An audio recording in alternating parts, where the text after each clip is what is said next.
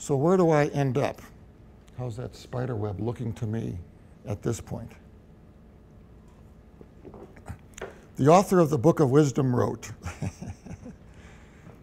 and now I understand everything, hidden or visible, for wisdom, the designer of all things, has instructed me.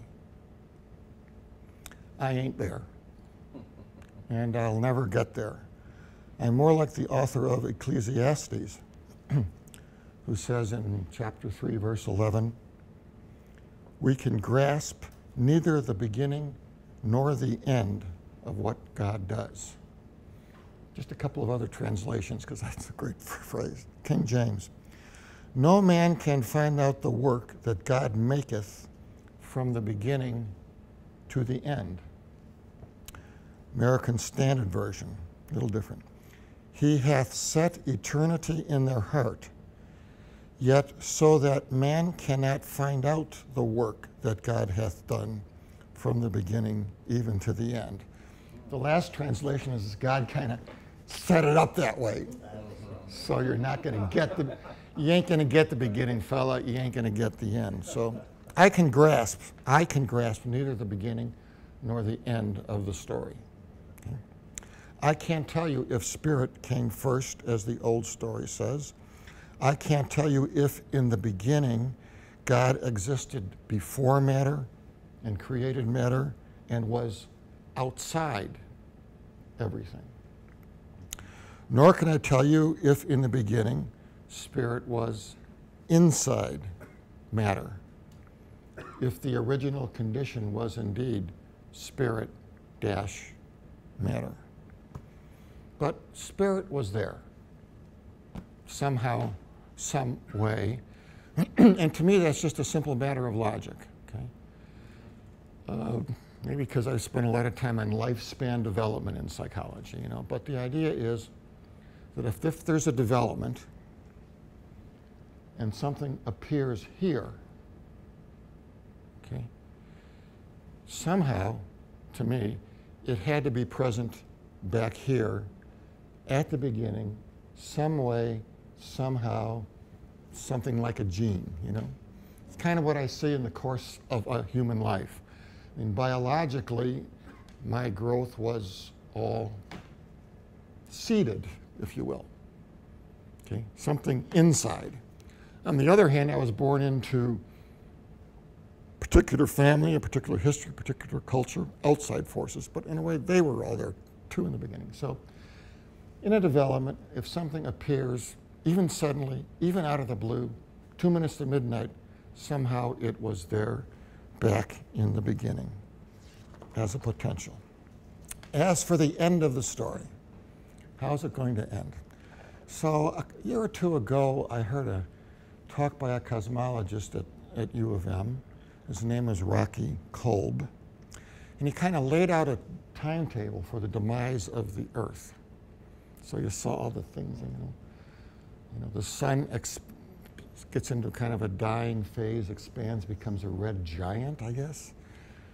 It reaches out to the orbit of the Earth, you know. So on this chart he has up on the screen, he's got 5 billion years from now, the sun, you know, reaches the Earth. Okay. Then further out he has hell freezes over. Further out he has Cubs win World Series.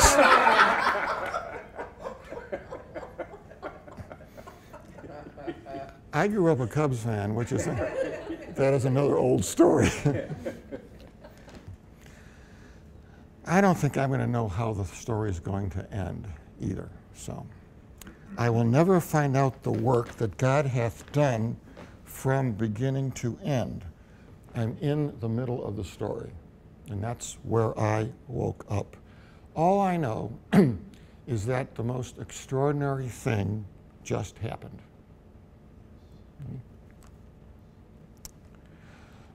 I read to you most of the news story that Adam told his granddaughter, you know, you come from stardust. Hearing it, this 10-year-old kid wondered about that, how she possibly could have come from stardust. Suddenly she bolted upright. "I think I know," she said. When the dust was ready, Spirit, like, breathed into it. And my grandfather asked, "But how did Spirit get there?" "It didn't get there, it was always there," said Dawn. "It had to wait, that's all." Okay. So I'm with that kid. Spirit waited. The universe was kind of like one of those plants that takes 100 years to bloom, and it blooms. Apparently the writer Ken Wilber is with that kid too. In his book, A Brief History of Everything, he cites the German idealist philosopher Friedrich Schelling, lived a couple hundred years ago. Spirit, Schelling held, had been present from the beginning of the world, but for most of the time it was asleep. Spirit slumbers in nature, he said, begins to awaken in mind, and finally recognizes itself as spirit. So I look at that waking up and say that it's a revelation. Capital R, revelation. It tells us what was in the universe all along. It looks like St. Augustine was with that kid too. Augustine was basically a teller of the old story, but not a literal interpreter of Genesis. He suggested that living things did not exist when God's creation was complete. Living things did not exist. Only their seeds were present, including the seed of the human body. In order to germinate, the seeds had to wait for the conditions of the earth and the water to be just right. Augustine had no idea of how long the waiting took.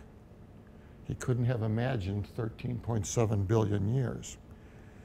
And he believed that one thing was not seated in the beginning, and that was the human soul.